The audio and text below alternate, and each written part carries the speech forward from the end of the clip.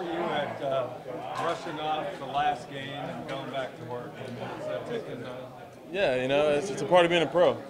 Every week's a new week. Every week's a new opportunity to go out and get better and execute a game plan that's put in front of you. We know that this is a game for us to go out there and try to put together a full game for once, and we're looking forward to working as hard as we can this week to prepare for that. Slower starts offensively. How do you prevent that from happening for a fourth straight week? It's a mentality. Once again, it's a mindset, and it's you have to be focused in on that all week. We know that we got to start every practice fast. We got to start every rep of a drill fast, and that hopefully will carry into the game so we can go out and execute our game plan as best as we can in that first quarter. The fact that Montez Burfict is back for this game and you don't have any game film of this year to look at, have you looked at last year? Yeah. We fortunately in this division we played every team twice. So last year we can go back and watch the film on him and see his tendencies and use all my different teammates' knowledge of playing against him to try to go out and stop one of their best players on defense. What do you think of him as to what he means to their defense? I mean, he's their spark. He's their energy. He's definitely one of their key guys on that side. And every week it's our job on offense to stop their key players. So that's definitely a guy that we got to be in on. Something that maybe things don't show up statistically. How have you grown these first 3 weeks of the season? I'm becoming more comfortable each week. I'm learning how to be a pro. I'm learning from some of the best around me, and just trying to take in every experience for what it is and do my best to get better each week. Hey, DeShone, I know you've been good about sliding when you've been outside the pocket scrambling.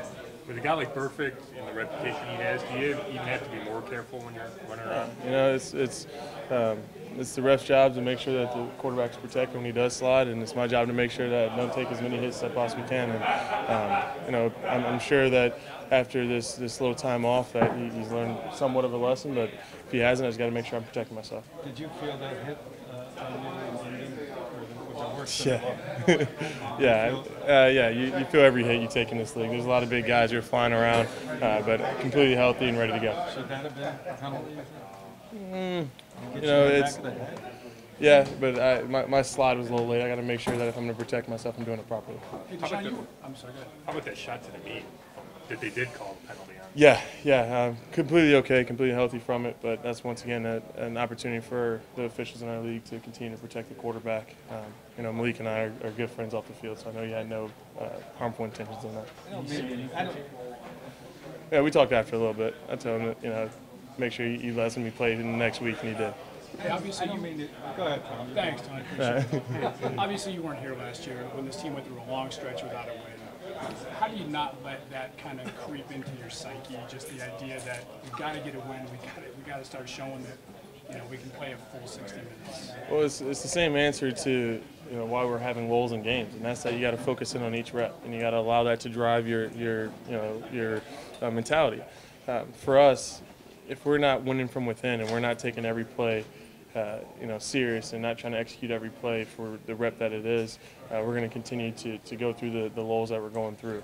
I think that we're learning each week how important it is to execute every play and how hard it is to go out and win games. And that mindset now is being transferred into practice, and we're practicing harder than ever, and we're preparing harder than ever. So hopefully we can get put that behind us. I'm sorry, you see that sinking in, though? You see a change in that with guys? I mean, it's a very young team, but you see a change in that? Absolutely. Every time we step on that field, it's another opportunity to learn. And we're becoming more experienced as an offense, more experienced, and every individual is becoming more experienced every time he steps out on the field. So we're learning, we're getting better, and we definitely feel that progress here. That mentality is what drives us in practice to get better. I don't mean to jinx you with this question. That's a horrible start. Have you ever had to leave any game at any level because of an injury? I've not. I've been fortunate enough to be healthy. You never missed an entire game from an injury during practice week? Never once. Keep it up. Yeah, I will. What do you think has to be done overall to improve on third down? Because that's obviously an issue for You know, there's a lot that goes into third down. Obviously, it's an opportunity for defense, depending upon the distance, what look they're going to give us. They can get into some of their exotics, but it's on us on offense to get the play in fast, get it communicated fast, so we can get out there and see what the defense is giving us, and then from there, it's just about executing. You got to execute like every other down. It's about making sure that each guy out there is doing every part of his job, from his release, if he's a receiver, from his technique if he's blocking, and on my part, making sure my mechanics are the same as they always been, and make sure that the ball is exactly where it needs to be. So how much do you think the problem is on first and second down that leads to those? I mean, I don't know what the numbers are, but you got a lot of third and longs, it seems. Yeah, there's penalties that get involved in that. There's and lack of execution. But I think right now the only thing we can control from the easier standpoint is those penalties. If we don't start at 1st and 10 or 1st and 20, that's going to give us a better chance to be in 3rd and short, where we can be a little more predictable in what the defense gives us and run the proper play against it. When you see a guy like Andy Dalton that's kind of, also hovering, down in ratings and all the categories, does that, help you to realize that even good quarterbacks, kind of sometimes maybe it takes time to get started, or? The ratings mean absolutely nothing. I think we saw him last week that he's a very talented guy, and he's been in his system and has worked his way to the top of this league as a quarterback. I think that it goes to show for myself and for him that each week you got to go out and grind, you got to go out and prepare, and that at any point in time a defense can come out and give their best game against you, and you got to be able to respond to that. So I'm sure that he's motivated as well as I am to go out and prepare and work as hard as we can to up our game each week. Have you ever talked to him or met him or talked about Q's offense with him in any way, shape, I've or not. form? I've not. Q has wanted to use the running game as a tool to even kind of help you get you through the first couple weeks, if not even your first season, because of a variety of circumstances within the game that hasn't really materialized. Is that a little bit of a sense of frustration from just an overall offensive perspective, the fact that you guys have wanted to use that run game and you maybe have not been able to use it? Well, it's about taking what the defense is giving you. I think that everyone in the country knows that we have a very good offensive line and 2 really good running backs out there, running the ball. So in order to stop that, they're going to put an extra guy in the box, and we got to respond properly and put the ball in the air a couple times. Yeah, it's our goal each week to make sure that our running game is one of the best out in the league, and we're doing whatever we can to improve that. And that once again goes into each guy executing his job, from me carrying out fakes to our offensive line making sure they're taking the play-side step. Whatever it is, we just got to make sure that we're executing and taking what the defense gives us. Sean, what kind of chemistry do you have with Jordan Leslie? What does that catch you at this weekend mean for you and the trust you have with him? Well, it's awesome, man. To think that Jordan was, last weekend sitting on his couch cheering us on, and now he's out here making plays for us is awesome. Jordan and I have been working together since rookie camp. He was back with us in rookie camp, and got to know him then, and I've been throwing routes to him quite a bit. And we all know that he's a big play guy. He's going to go out and he's going to work hard, and he's going to do whatever he can to keep the ball in his hands. So just like everyone else out there, we're going to use him for the abilities that he does have, and we saw last week that one of those is making big plays. Do you see him get more opportunities as we move on?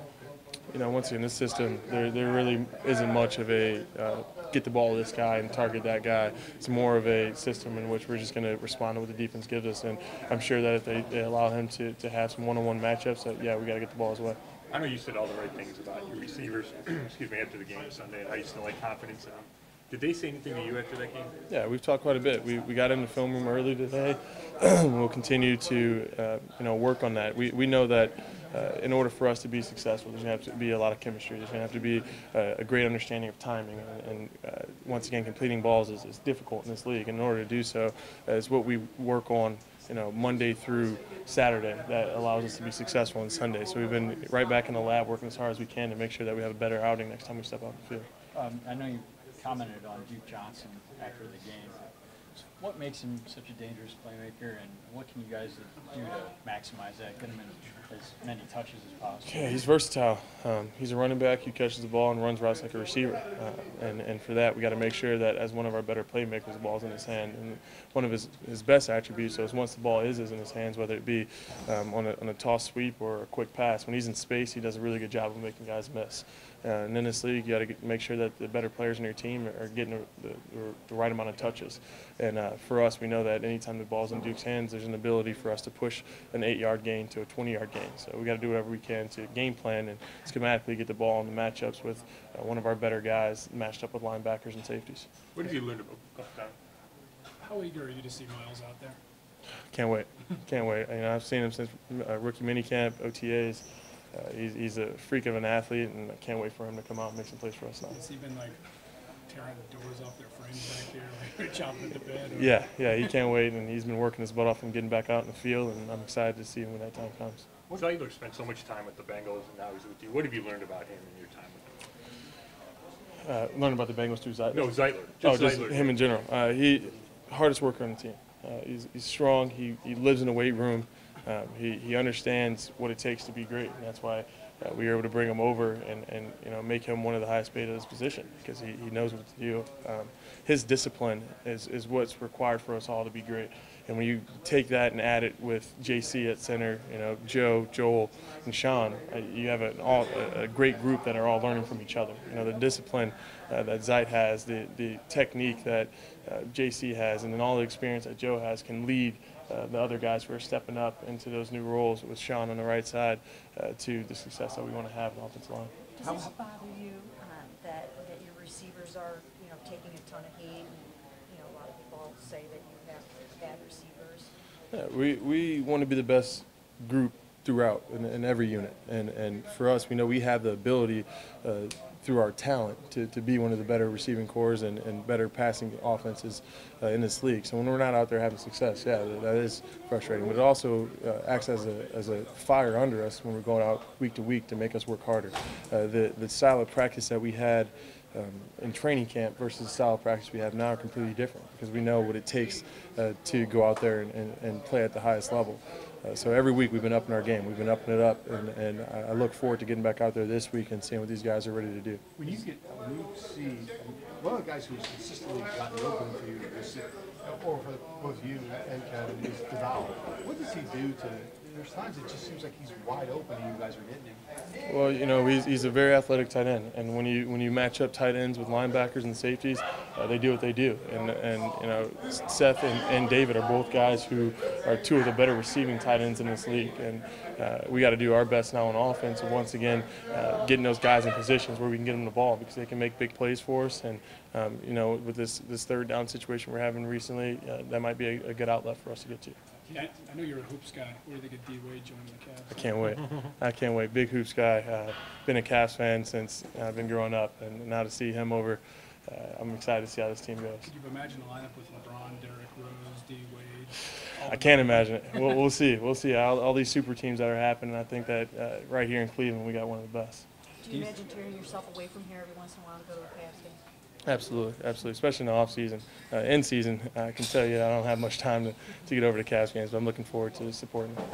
So long term in your career, I know you're coached week to week, but do you see an upside to facing the three AFC North teams like right off the bat and getting that experience right off the bat? Absolutely. The grit, the toughness that comes in this division makes when we play other divisions.